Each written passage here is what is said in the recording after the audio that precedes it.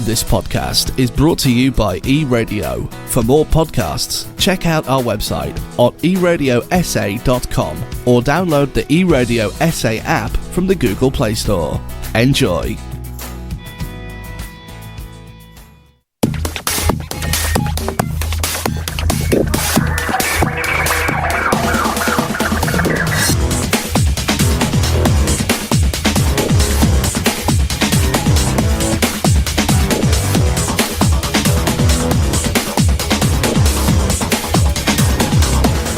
Yay, it's time again for techPLUS. A very big hello to you if you just joined us. Good afternoon, good evening, good morning, doesn't matter where you are.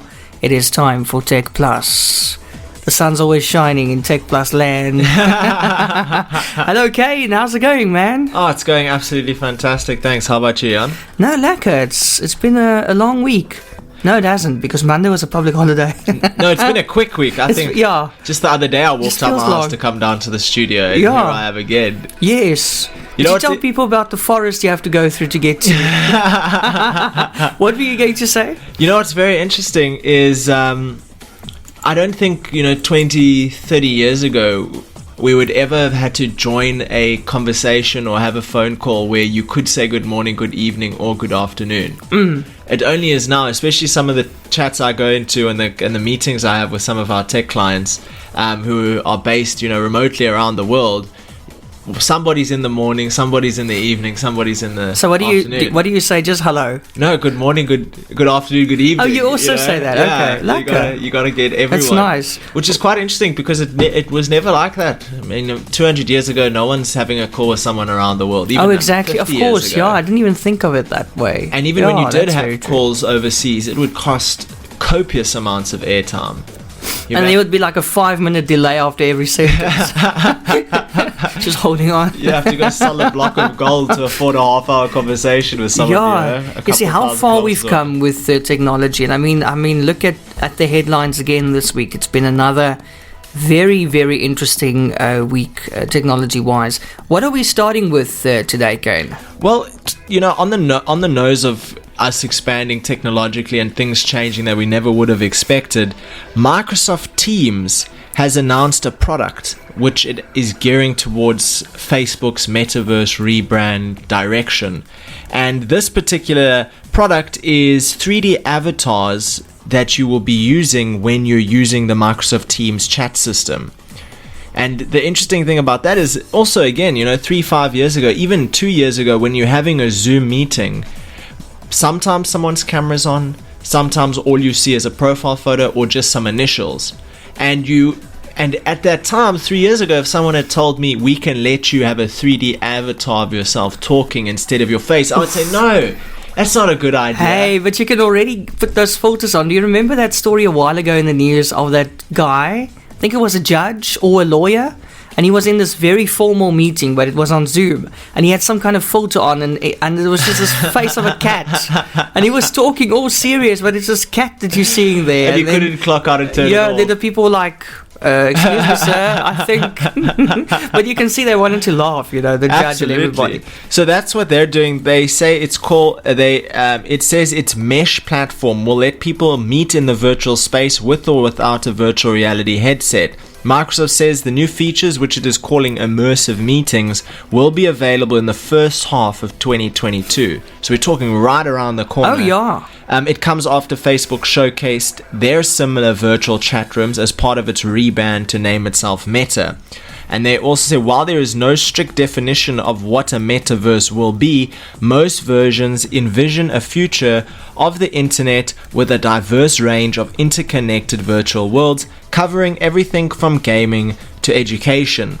So both Microsoft and Meta are pitching 3D chat and collaboration as a key part of the initial pitch. Teams is Microsoft's business chat and video call app, similar to Google Meet and Zoom.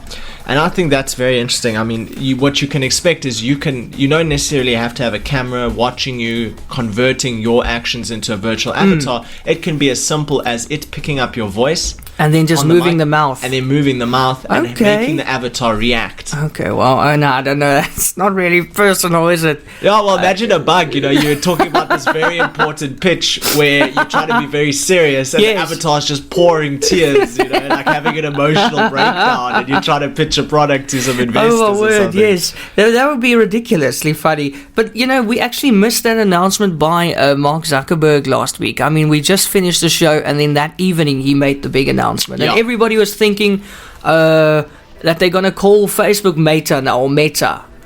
It's not Facebook, the social network, that's going to be called Meta. It is the actual company name that changed to Meta. Yes. And that company is still in charge of Facebook, WhatsApp, Instagram, and all the other stuff that they're bringing out now. Exactly. But Facebook is staying Facebook. The actual name is staying. Is staying Facebook. But I mean, let's be honest. Did you also think for a minute there, before the announcement was made, that they're going to change Facebook's actual name on the site?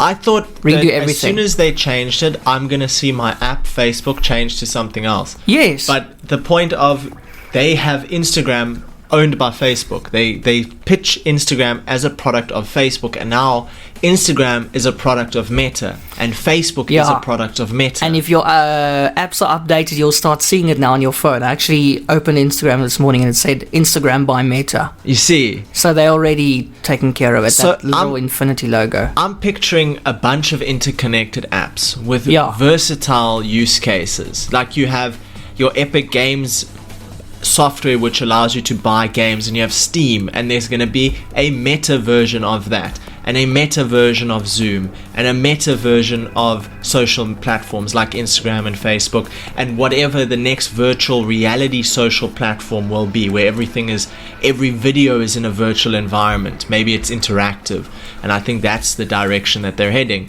And to power all of this, you're going to have virtual assets like NFTs or virtual currency as a payment method within these virtual worlds and these virtual meetings. So maybe you're having a webinar, and people in the audience or viewers of the webinar think, wow, that's really cool, let me tip this creator or this host in virtual currency. Or exchange, in China, one of the most popular, their version of Black Friday is a online video kind of tool where they're live presenting the product, and you purchase that product while watching this live presentation. You're actually watching, imagine a Verimark ad. Yeah. But you can buy it while you're watching it. Oh, wow. Okay. And that's how China does a lot of their biggest market sales during a Black Friday type event. And I see something like that potentially being here, where you can tip people, exchange currency, sell but then you products. can't get trampled, at least, Yeah, there's no camping outside a store. Yeah, and doors being broken down and all that kind of stuff. But interesting what's happening at Facebook at the moment. I see they also stopped rolling out the facial recognition authentication now for safety reasons. I did That's see on that. ice now, yeah. And I also saw another story being covered about a whistleblower. I think there's hundreds of whistleblowers. I think it's just the term they use. One woman. They suggested that this, in fact, governments are urged to investigate to make sure that, in fact, they're not utilizing their facial recognition software anymore.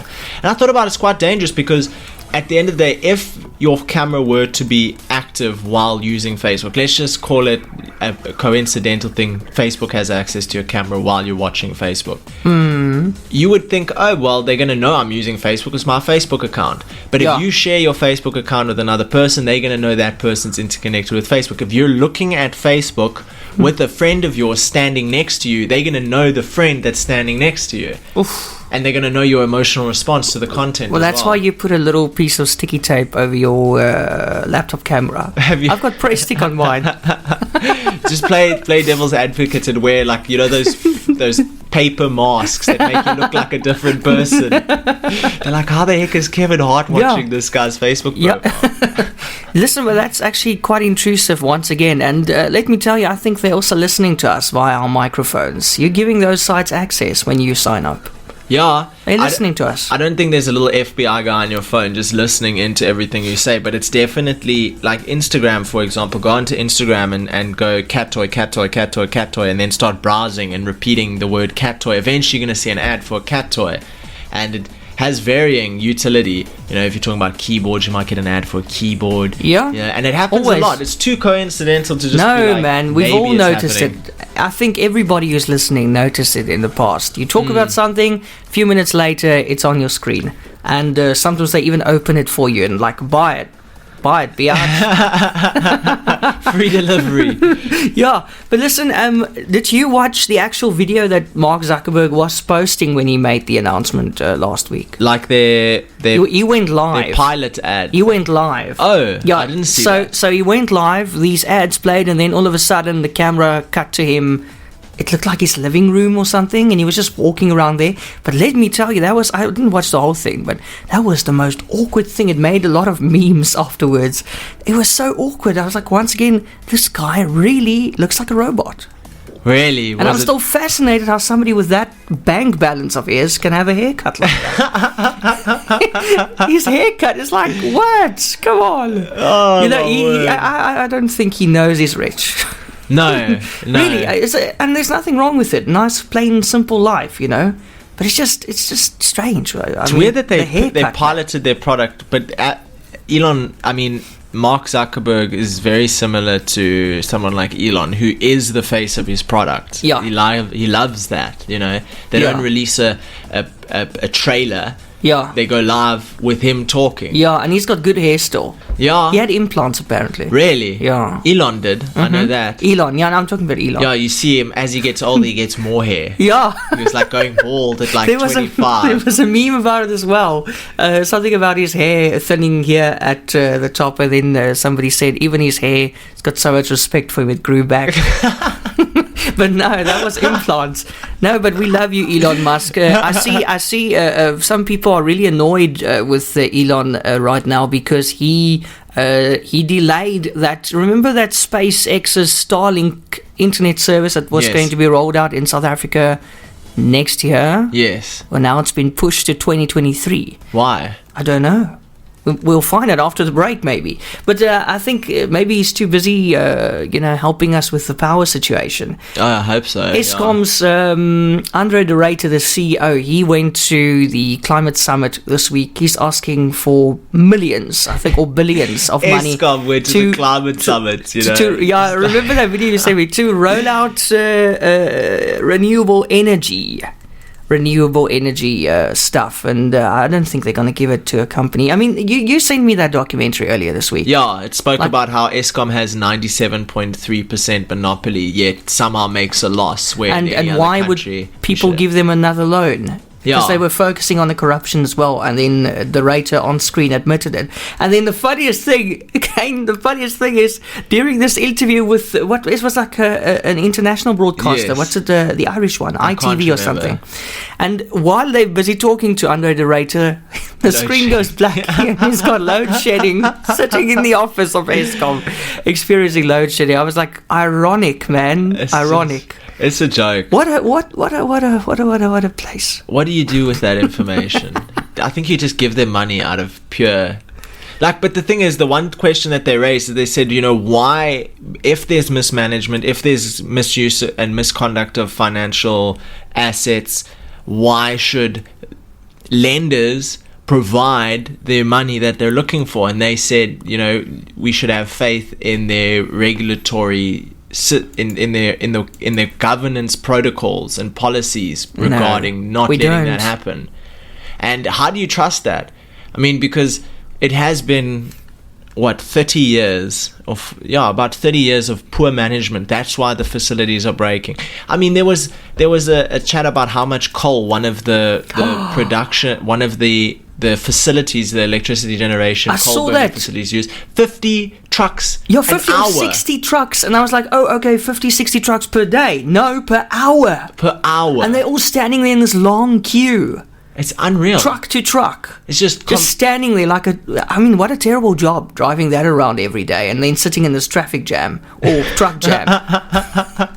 and just staring at coal all day. You No, need that's horrible. 50 trucks an It's hour. not sustainable, man. No, that's 1.5 trucks a minute. So the coal setup is busy failing. As we know, it's all past its lifetime. It's on its way out. That's why we have load shedding. So I mean, the time now is more than ripe for renewable energy solutions. The question is, can we afford it, and how soon can we get it here? And can we pay it back? Because Exactly. the consumers are paying it back. You buying your electricity at 100 Rand and getting 90 or 50 units at, R2 a unit, and then still having to pay service charges on the 50 you end units up that with you 10 consumed, units. and then the next time you buy, you have 25 units.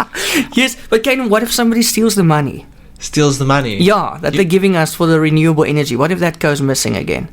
Well, that's just the thing. Like, what happened to the COVID relief fund? There Exactly. was like What if it goes 500 missing and billion or then something. we stuck with that coal thing again? Well, that's the point. You got to disrupt the monopoly. You got to allow other people to take the market on and become energy producers, because without competition, that's where misconduct rules. That's where you can be malicious without facing any repercussions, because you're not going to lose market share. You're the only market. You hold all the share. And we got to disrupt that. Kaine obviously said that we're going to talk about SpaceX's Starlink internet service. So if you signed up now, remember there's like a waiting list for it. So if you signed up and you're waiting for it now, you're going to wait a little bit longer.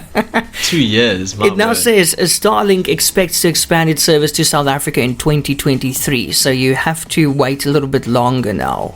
The space station went over the area last night, was it? Really? Yeah. I didn't even know. Earlier this week. Yeah. I missed it. About 16 hours ago, actually, a French astronaut on the International Space Station, Thomas Pesquet, shared an image from the of Earth from the International Space Station and said, "We can only do this together." He is calling for climate change action now.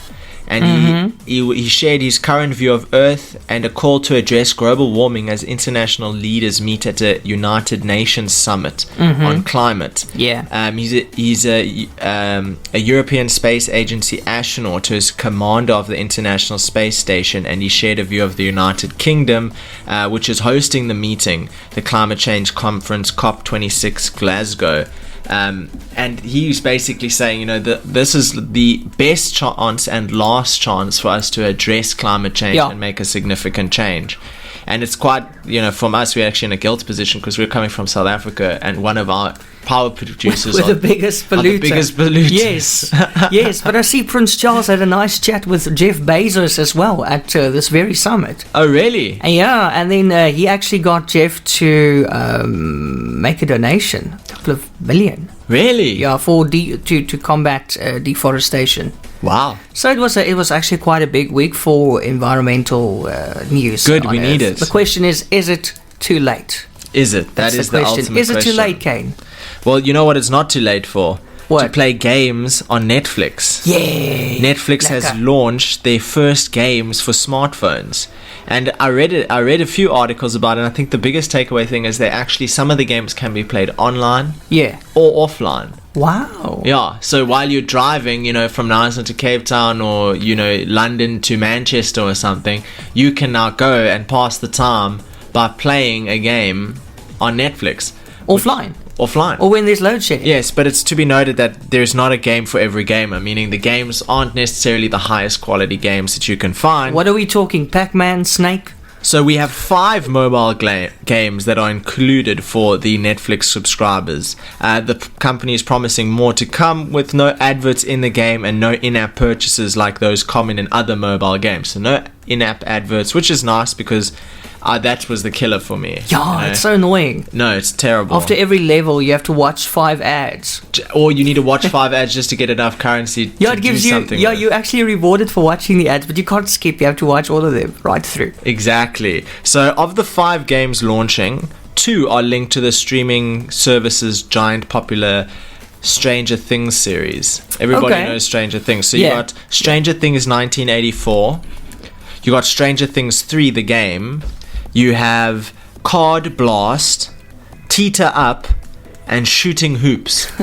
I like shooting hoops. That sounds I think nice. shooting hoops would be, remember paper toss? Yes. But with hoops. I Yeah. think that could be quite fun. Yeah, that sounds nice. I'm a fan of the arcadey style games, especially if you're trying to be fun and be interesting and be able to make a game that you can pass the time on. It doesn't need to be the next level of gaming experience. It just has to be very interesting and very fulfilling. And I hope that's what they've done. So I haven't tried out any of these games yet, but I definitely will be giving it a go for a review next week, Thursday. Oh, nice, yeah. And or on our next show. And they say, while this is just the beginning of a long journey, we're excited to provide a gaming experience that is differentiated from what is available today. Exclusive mobile games with no ads, no in-app payments, and is included with your Netflix membership. While the initial games have relatively simple graphics and casual gameplay, Netflix says it is in the early stages but plans to eventually create games for every kind of gamer. So I think I'm going to go to give that a go. Are you going to try it out? Yeah. I don't know why they released 2 Stranger Things games. Like, we get it. We just I need a one. bit of relaxation in my life. But Shay, man, now what is DSTV going to do now? Because now they've got even more competition. Can we now play games with our DSTV remotes? Do you know that we could actually do that? Do you know that when DSTV just came out, late 90s, early 2000s, you were able to play a game or two on your decoder using the arrows on your remote? Wow. They took it away, but I mean, that was quite fun. That was one of the selling points back then. Well, did you know MultiChoice cut the DSTV premium streaming prices? I know they're still trying. What are they doing now? Tell us about it. It's nothing good. So, shame. MultiChoice and its broadcasting service DSTV have caught flack in the past for their price to product ratio. In short, when stacked against some of the competitors, their offerings aren't particularly great in terms of value for money. And we know this. It's not the greatest. So MultiChoice is working to rectify that a little. An upcoming Flex package turned up back in September and is currently offering a limited promotion on its DSTV premium streaming package. So this is their solution. And it's actually it's laughable actually, because it's not really a solution. It's more like a band-aid on a big injury. A premium subscription normally costs 829 Rand a month and gives you access to 135 plus channels with no decoder required. And unlimited repeats. Unlimited. How many times you want to watch The Big Bang? You can watch it as many times. I'm so sick of The Big Bang Theory. I actually despise it when I see it now. I'm like, why was this show such a big deal? It's so annoying. Overwatched, DSTV definitely responsible for some overwatching. Yeah. DSTV Box Office and Showmax across up to 4 devices. This is MultiChoice has cut that down now to 699 Rand for new subscribers. So it's going from 829 Rand to 699 Rand. That's not bad. But then we get into the fine print, and that's always just the funniest part for me. What? So that 699 Rand is only for new subscribers. If you've been subscribed before and you're going to resubscribe, you got to be a new one. Yeah. Okay. But after 3 months, you will be billed again for 829 Rand. No, you can keep it, eh? And if you have to cancel within 5 days of it ending. If you cancel within 4 days of it ending, you have to pay another month. No questions asked. You see, they keep doing this. It's like they're giving us a bit, and then just when we want to take it, they grab it again. When are they going to stop doing that? It's not working. No, now are they going to say, okay, you can keep the $6.99, but you have to pay your TV license in full upfront? No, you can keep it. I see the SABC is still trying to phone me and threaten me to pay my TV license. I now owe them over 5,000 Rand or something. It's a sinking ship. I bought my TV once and sold it within the first month. And they're still charging me every year for that TV license. But you know what? You can see they're so hard up for the cash because they send you these offers. Okay, you owe us 5,000 Rand, but if you pay 2,000 now, we'll forget it. We'll forget it. No, it's a sinking ship. It really is. No, their whole model from the beginning didn't make sense. You need a TV license. Like, you need a license to own a TV. Just go and tell a 15-year-old when he buys his first TV, he must pay a TV license. No, there must be another way to generate income. I mean, they're selling advertising. Yeah, and when you go get if you get a car, you need a driver's license. Yeah. But there's nowhere on earth that teaches you how to use a TV. You don't need to do a 2-month course and get your learner's TV license. Yeah. And then go and fulfill a proper test and get your TV license and then renew it every year. It doesn't make sense. Yeah, or like the SABC will actually be on the phone to you and say, you must pay your TV license. I said, no, I'm not going to pay my TV license. I don't watch SABC. It's terrible. I don't even watch Seven the Lawn. I haven't watched Seven the Lawn for like 10 years. It's awful. And they're like, no, you must pay it. But our signal is coming into your house. I said, well, you can take your bloody signal. You can keep the signal. Keep your signal. What's it doing in my house? I'm not paying that. Sorry. The reason you might buy a TV differs for every single person. Mm-hmm. If the owner of Steers Neisner goes and buys a TV, there's no SABC as you walk into He's just Steers. showing his burgers. It's just a menu. He's plugged a USB in there that he was paying 500 Rand a month for. What is the sense? Exactly, yeah. They say if it's got a receiver inside, then you need to pay a TV license. So like the screen here in the studio, it doesn't have a TV receiver in. It's just a normal screen, so you don't have to have a the license receiver for it. out. Yeah, or just buy a big computer screen. Big monitor. Yeah, a really big monitor. Yeah, you don't pay for monitors. That's actually a brilliant idea. That's the backup plan. My question is, if every single person that needed to pay a TV license pays a TV license and continues to pay their TV license for the next 2 years, will SABC become Netflix? No. Because the money's going to disappear. Never. It's going to disappear. They need to fix their buildings first and stuff. No way. I believe the building is falling apart already. Really? Yeah, like literally falling apart. Like the ceiling is caving in on the people and all that kind of stuff. Really? Yeah. You're busy acting, cameras in your face.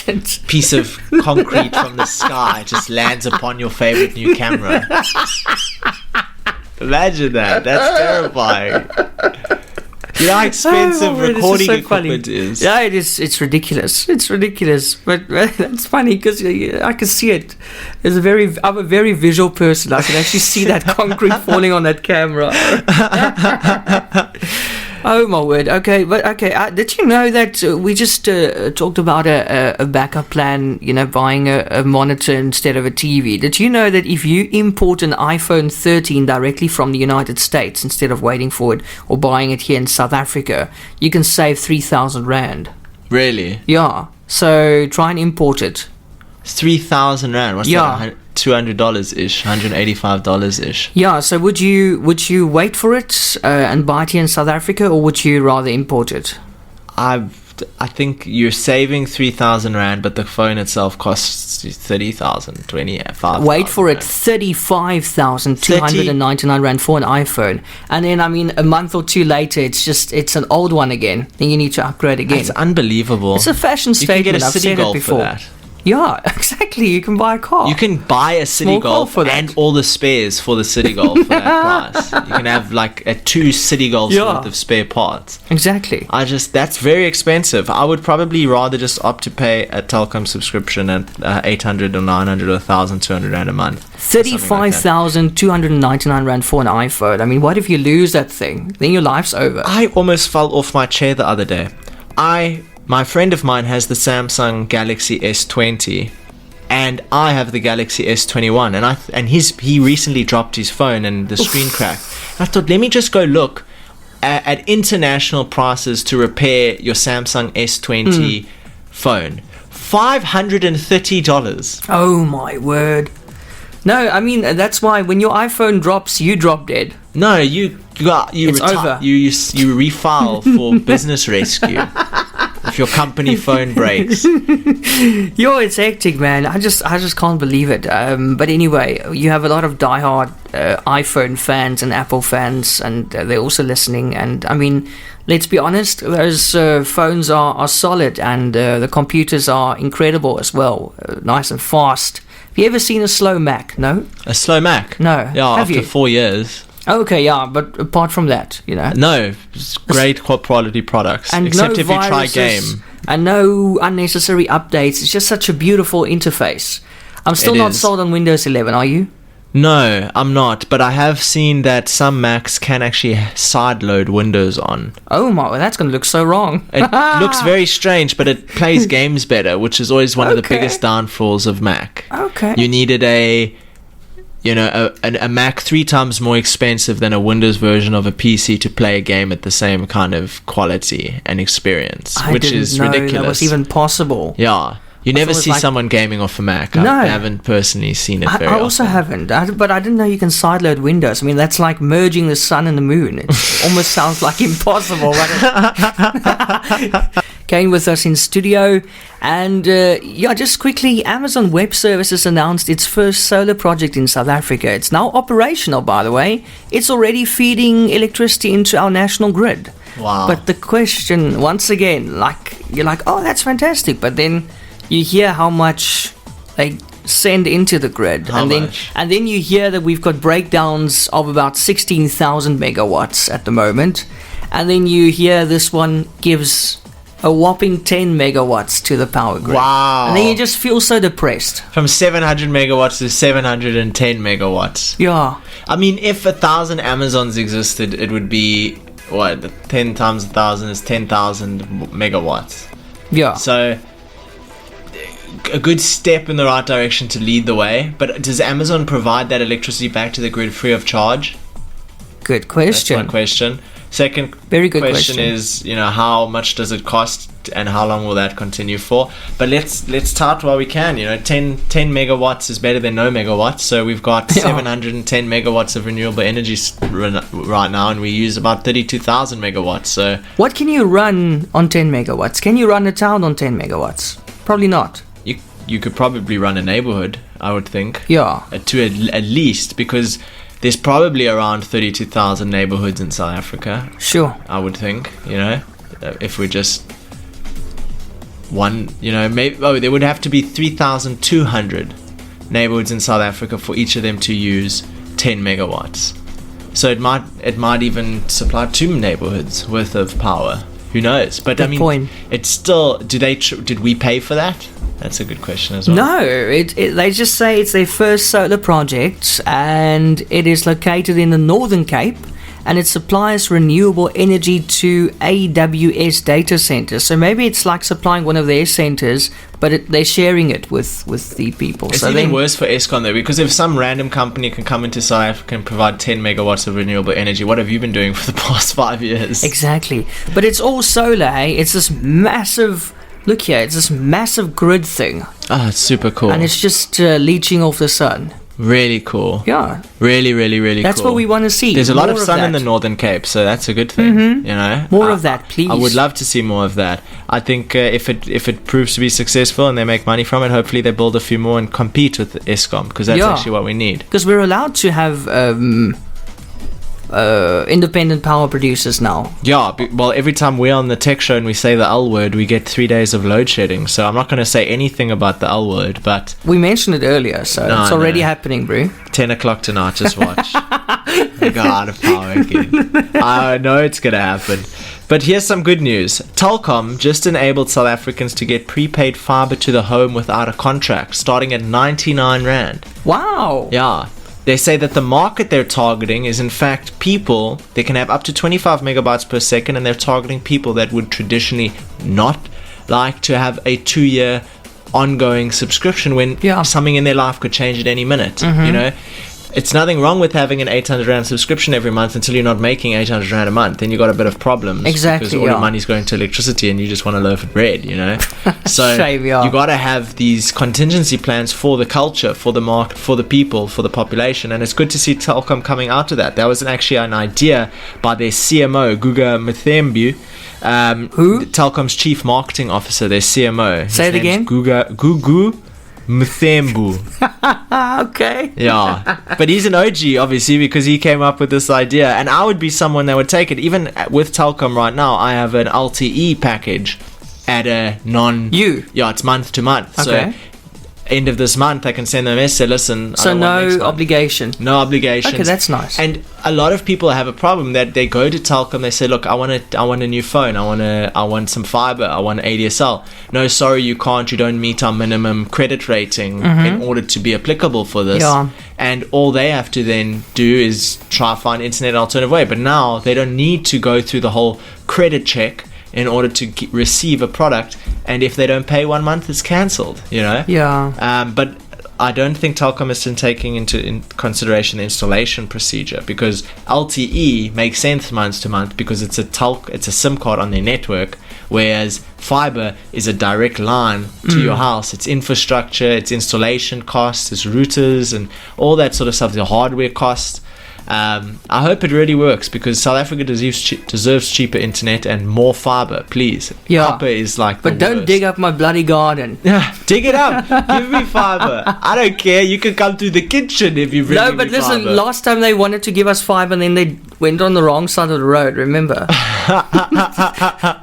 They started digging the trenches on the wrong side of the road. You know what happened to me at a previous house I was staying at? No. They came to install fiber, right? And they planned out this plan on the road. And when I had asked them to install the fiber, they came to me and said, look, there's a problem. I said, what's the problem? They said, no, they've installed the manholes in the wrong place. Of course they did. How do you install a manhole? I mean, you're digging into the ground. You've put a manhole And in you the wrong realize place. it's in the wrong place. Now. How? How on earth? How Did do they you have do the plan that? upside down, maybe? I have absolutely no idea how you accidentally end up No. with a manhole Just here in South Africa. in the wrong place. Yep. Unbelievable. No, that's crazy, man. Unbelievable. So hopefully now people can get more internet for less, and that's really cool. That's nice. Yeah. Get more people online. But it doesn't help if your area doesn't support fiber. Yeah, but you know what? The cell phone networks are now coming out. I saw MTN. They're coming out with these uncapped home packages. So they're giving you an LTE router, and they're giving you a decent amount of internet per month, eh? Really? Before they cut you off. But there's a catch. What's The towers catch? get overloaded, and when you do a speed test, you're not getting the speeds that they promised you. Yeah. Those towers are overloaded. It's just normal cell phone towers, and they're overloaded. I saw that as well with the Rain network marketing That's a their massive uncapped. problem for Rain, absolutely. And then, the more people you get on there, the more congested it becomes. Yeah. And eventually you end up with a snail's pace internet. But I was even thinking about it the other day, because I watched a video online as Tech Tips where they developed a product that you could install into your, let's say you run a hostel or an Airbnb or a bunch of rooms within a B&B, and people come in there every single day. New people come and they watch the same movies over and over again.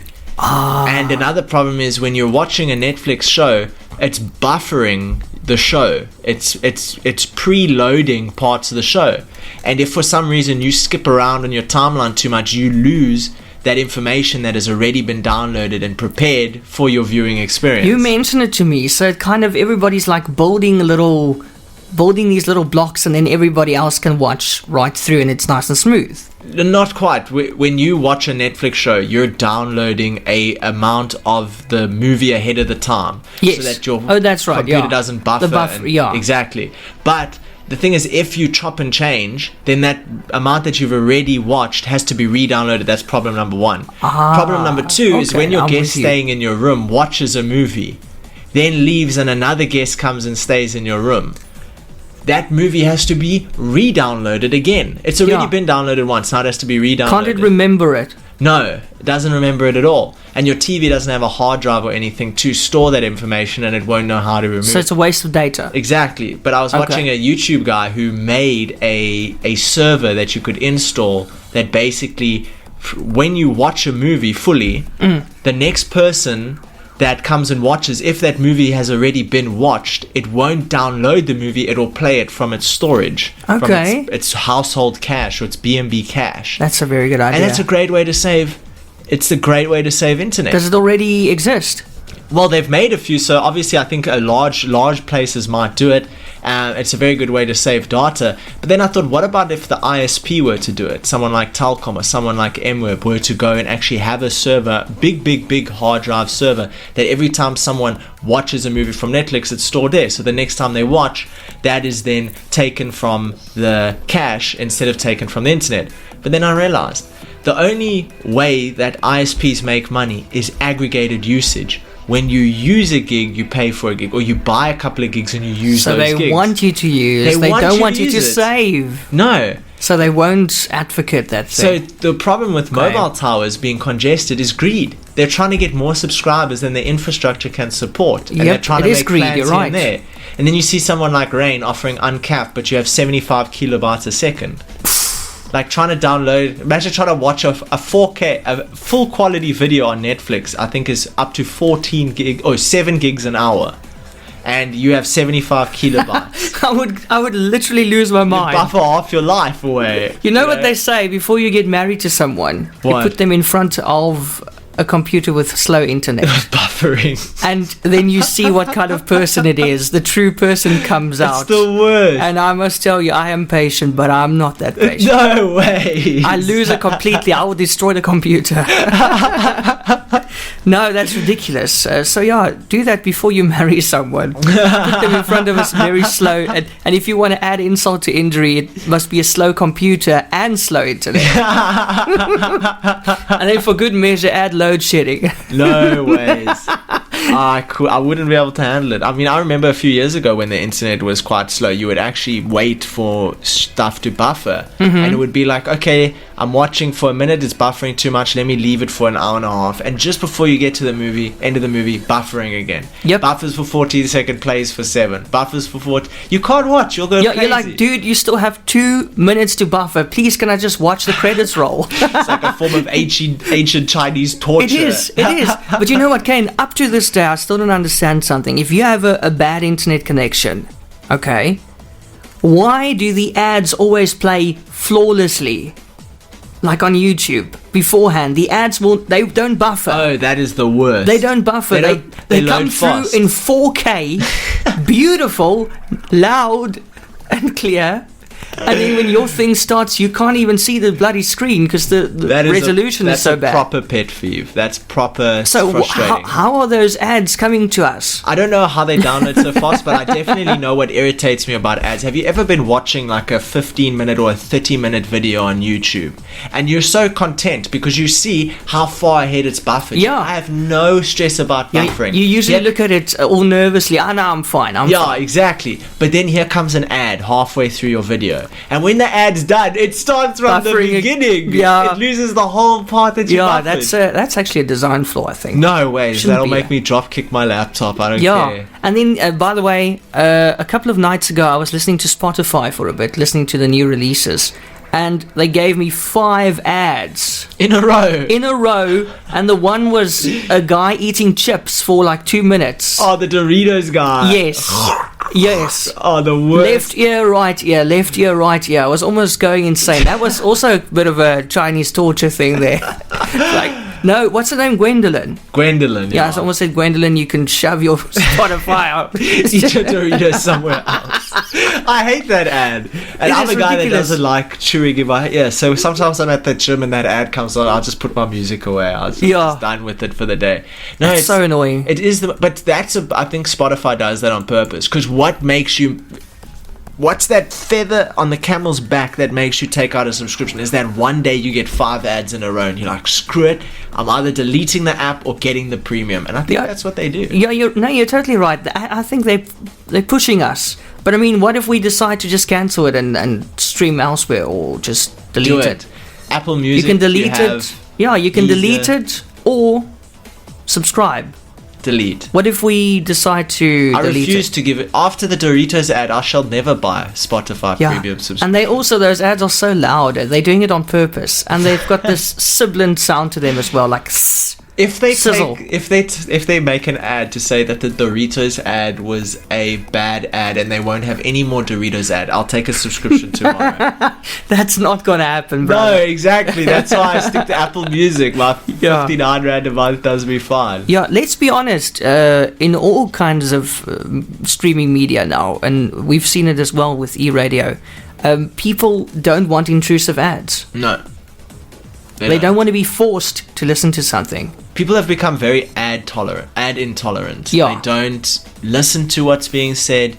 They don't care about the ad. The ad has to be so well curated and so directly relatable or tangible for almost a problem. Embedded into the conversation so it doesn't stand out as an ad. Yeah, no, I'm more likely to follow an ad of an influencer or a promotion of an influencer or a review from an influencer than a direct video advertisement made to me.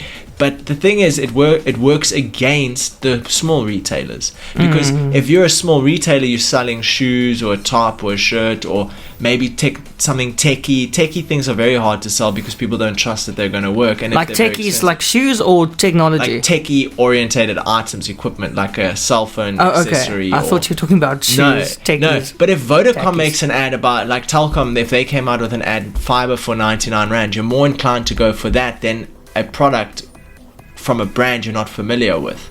Yeah. And that's the whole problem. You know, the more popular the company, that's the reason they advertise, because it works, so they recognize, because they're global, because they're, you know, and as a newbie product coming out, it's very difficult to create video ads that sell very well unless it's a highly niche target ad, you know. I sometimes question advertisers in South Africa. I once got advertised just the other day, a fiber cutting machine. Like, when in my life do I ever need a fiber cutting machine? And they come in at about 75,000 rand a machine. And here I have this fiber cutting machine ad on YouTube coming to. I'm like, there's no way. No, they got it wrong there. they thought I was sorely someone mistaken there. Yeah. That's like an ad that should only go to business owners in the IT industry or, you know, something like that. So it has to be very well trained and very well targeted, because people are very ad intolerant. You almost don't even listen to ads anymore. No. You have to be clever. And if it's an ad, it needs to be a good ad. Yeah. Definitely. Like, there's an ad from Shutterstock. I don't know if you know what Shutterstock is. It's a photo repository where you can go get stock photos and stuff. Okay. They took like 2 images and made them like one image. So the one half of the image would be like a skateboard ramp, and then the other half of the image would be a wave and a surfer riding the wave. And then on another one, it would be like a plate of food, half the image, and the other half of the image would be like a drum. A drum, and that was a very good ad. I was like, wow, you know, I saw it on WeTransfer actually. I thought, wow, that's a really good ad. Sorry. Did you sneeze? I just sneezed. Absolutely. So do you have anything else for us? No. Are we done? That's it. We're going over time already. Oh, fantastic. That's always a good way to end it. Yeah, it is. Kaine, thank you so much. As always, let's hope our power situation in the country improves. You know, 10 megawatts from Amazon making a big difference. Yeah, please, Elon. We're going to ask him at the end of every techPLUS. Elon, please. Share some Tesla come batteries. and help us. Elon, please remember the good times in South Africa. Speaking of Elon, he just became the world's richest man. Most money ever owned by a single individual, $333 billion. And he also challenged the UN. I think it was the UN. But someone challenged him and said, if Elon Musk just gave 5% of his wealth, he could solve world hunger. And he said, if you can show me by the books how that would be done. I saw that. He wanted proof of it. Yeah, if you show him how it will be done, how the money will be used, the books behind it, he'll do it. So, are we working on those books? I don't think so. I think whoever made that tweet was like, I've done wrong here today. Yeah, how can you say that? No, I don't know. But Elon, remember the good times. Bring it back. Thank you very much for having me on. It was another great week of the Tech Show. Next week we'll review some of those Netflix games. Oh, yes. Maybe someone from our audience, from our listeners, can share what they think about it. Yeah, let us know how it goes. And how does it respond on does it freeze? Try it on your TV and then try it on your phone, and let's see what's better. By the way, I hope that the person who designed the DSTV app, the DSTV Now app, I hope that person gets cramps for 4 years. Never makes another app again. You're not impressed with that app. Dude, you have no idea. You want to talk about a test of patience? Everybody's complaining about it. I mean, you leave it on your TV or whatever on your media box. You come back 5 minutes later, your TV is black, and now you need to restart your whole box because it froze. It froze. You can't watch anything. I don't know how you can put an app out like that. It's shambles. They need to fix it. DSTV Now app. Everybody's complaining about it. Yeah, people's devices are exploding because of that app. Please. Address the problem, please. Please fix it. Absolutely. Or get 4 years of cramps. The ultimate ultimatum. I didn't even say where the cramps will be. Well, thank you very much for having me. And I said cramps, not crabs. Cramps. Yes, with a P. not crabs. Not with a B. I'm just clarifying it. Kaine, thank you so much. Have a lekker rest of your day and weekend. You too. Cheers, everyone. Bye-bye.